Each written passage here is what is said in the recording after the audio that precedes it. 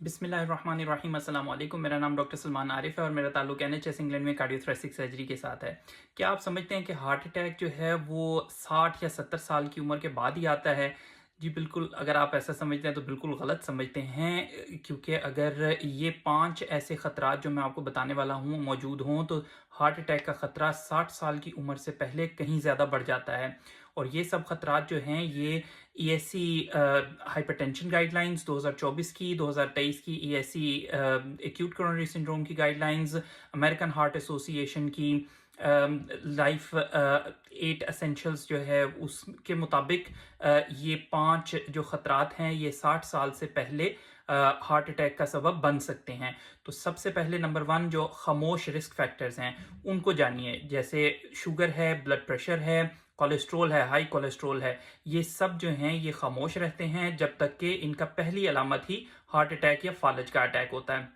तो इसलिए बहुत ज़रूरी है कि अपना ब्लड प्रेशर चेक करवाते रहें, अपनी शुगर चेक करवाते रहें और कोलेस्ट्रॉल लेवल चेक करवाते रहें। और अगर इनमें बिगाड़ देखें तो इसका फौरी तौर पे सद्देबाब करें, कंट्रोल करें, और चाहे मेडिसिन लेनी पड़े या लाइफस्टाइल चेंजेस हों या दोनों हों, उसको आप इस्तेमाल करें।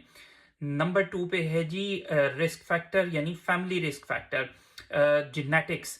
अगर आपकी फैमिली में फर्स्ट डिग्री रिलेटिव्स में ख़ास तौर पे मर्दों में 55 साल से पहले दिल का आर्जा हुआ किसी को, या ख़वातीन में 65 साल की उम्र से पहले दिल का आर्जा हुआ, तो ये एक पॉजिटिव फैमिली हिस्ट्री है और ये जेनेटिक्स जो हैं वो बहुत ज़्यादा स्ट्रॉन्ग है। साउथ एशियन होना ये भी दिल की बीमारी के खतरे को बढ़ाता है, और इसके अलावा फेमिलियल हाइपर कोलेस्ट्रोलीमिया होना भी दिल की बीमारी के खतरे को बढ़ाता है। ऐसी सूरत में अपने मॉडिफाइएबल जो रिस्क फैक्टर्स हैं उनको ज़्यादा संजीदगी से कंट्रोल करने की ज़रूरत होती है।